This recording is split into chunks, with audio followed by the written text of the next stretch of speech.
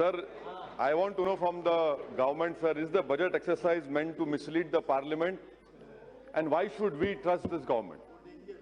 For example, sir, the budget estimate for gross tax revenue 2019 was 24.6 lakh crore. Now, in the second budget presented by the Honorable Finance Minister on 1st February, the revised estimate for gross tax revenue year 1920 is 21.6 lakh crore. There is a huge difference of 3 lakh crore. I want to know from the government side, sir, why was this overestimation done? Who did this? Because you have the parliament is sacrosanct. You you cannot mislead the parliament. It was done, sir, because to help to peg the budget estimate for the fiscal deficit lower than what a more accurate revenue estimate would have allowed. And this was warned by... Anticipation is not misleading the parliament. Pardon, sir? Anticipation is not misleading the parliament. No, sir, it is misleading the parliament. I'll tell you why. Because, let me corroborate, sir. You have asked a very good question. Mr. Atin Roy, he is a member of the Prime Minister Economic Advisory Council. He wrote an article. He warned this government. And what we see is that within a few weeks, he was dropped from the Prime Minister Economic Advisory Council. I'll give you a second example, sir. Again, in this year budget, the government is trying to hide the fiscal deficit by overestimating the gross tax revenue for year 2021. It is 24.2 lakh crore. That is gross tax revenue. Budget will see a growth of 12% from 1920 to 2021. Sir, when the budget estimate for nominal GDP growth for year 2021 is only 10%, how can we have a 12% growth, sir? Third point, sir. The fiscal crisis which government refused to acknowledge the fiscal crisis, sir. I'll tell you why, sir. Budget is seeking Parliament's permission for invoking the escape clause under FRBM because right now the fiscal deficit 3.8% of GDP. Sir, for an escape clause to be invoked, an independent council has to be formed. Where is the independent council? Has the independent council given the advice? No. What is the roadmap? We don't know. Fourth point, sir. This government, Modi government, is so broke that it is even borrowing money to pay for salaries and pension for its employees, sir. So the budget speech gives a lot of absolute figures for allocated scheme sectors, but there is no absolute growth. The finance minister assumes that we don't know. Example, sir, again, MG, Mahatma Gandhi National Rural Employment Guarantee Act. In 2021, 61,500 crore versus revised estimate for spending in 1920, 71,000 crores. It has been decrease of 13.8%, sir. It has decreased, sir. National, you want to say something? I'll sit down. No, I'll sit down. You can take. But sir, you take his time. It's not my time. He's taking my time. No, if you are yielding to him, he's taking my time, sir. I'm not yielding. He's taking my time. Then you continue. No, you can add his time to me, sir. No, please. Sir, National Health Mission allocation decreased by 5.1%. In the present debate, the Prime Minister spoke so eloquently about infrastructure. You know how much has been given, sir? 12,500 crores. And the Prime Minister against the VIP culture. For SPG, the budget is 600 crores. For infrastructure, it's 12,500 crores.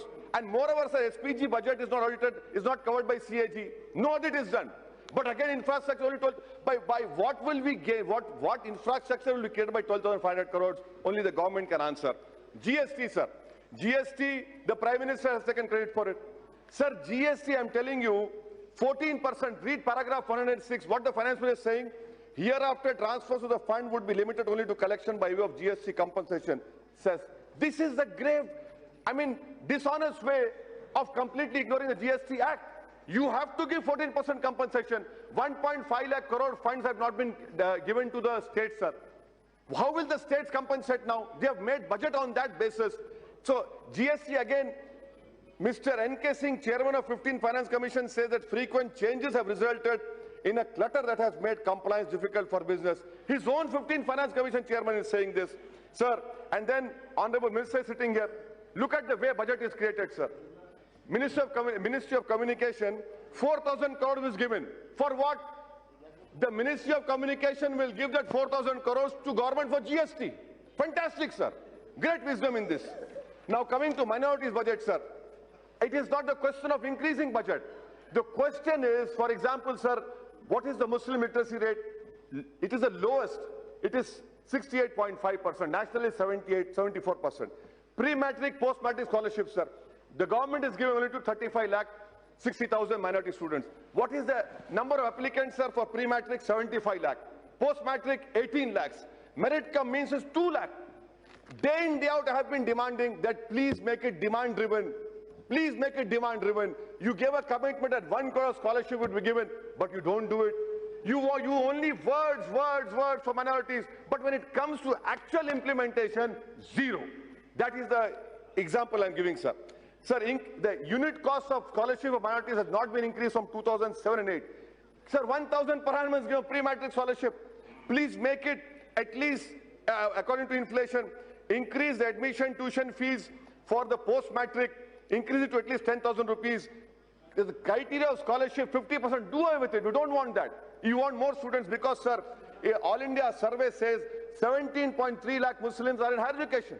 How do you give them? You want to increase their participation. In Pradhan Mantri Jan Vikas Karyakram, sir, cumulative unspent balance in 2018 is 3,932 crores. 19-20 years is 4,858 crores. Sir, what is this, sir? The national education policy says underrepresentation in education, in higher education and school are Muslims. Sir, may I also want to know from the Honorable Finance Minister, in August 2019, the government reduced corporate tax to 15% for foreign companies and 22% for Indian. So Indian companies will pay 50% more than foreigners. These companies have already invested lakhs of crores in India for several decades. Are you Finance Minister of India or Foreign Minister, sir? Another example, why 22% tax only for companies and not for partnership and small businesses? Because your hierarchy of cronyism is like this: foreigners first, rich Indian company second, and small Indian company last. Sir, in dividend distribution tax of 10% companies are making shareholders pay it. What is this, sir? And last point, sir, about, madam, you have been, sir, I'm concluding, sir. Last 2 points only, sir. Sir, the Honorable Finance Minister's speech said that she is very vocal in criticizing the global trade agreements. In your speech, does that mean that the government of India will refuse a deal with USA and UA? When Trump comes, will the Finance Minister say we don't want a trade deal with the US? Will the Foreign Minister going to Europe on February 17 say we don't want it? And sir, an important issue about the household survey that has been done, it clearly says that 31% of youth are unemployed. And within that, graduates are 43%.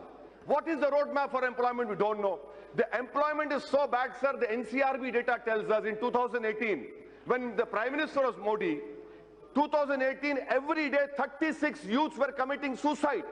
Why? Because lack of employment. What is the roadmap? We don't have a roadmap, sir.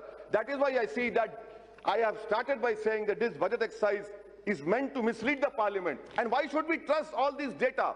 Because this government can go back tomorrow.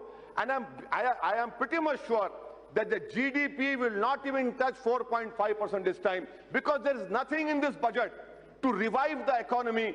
People are being taken for a ride, and that is why I oppose this budget, sir. I am reminded, I'm concluding, sir, that someone said that the way Finance Minister spoke for 2 hours or something, so many minutes, someone cracked a joke and said that it reminded him of seeing an old movie called Sangam. There are 2 intervals in that. Maybe the Finance Minister could have given another interval and said it afterward. Nothing in this budget for common man, sir. That is the opposite, sir. Thank you. Thank you very much, Sri K. J. Kumar.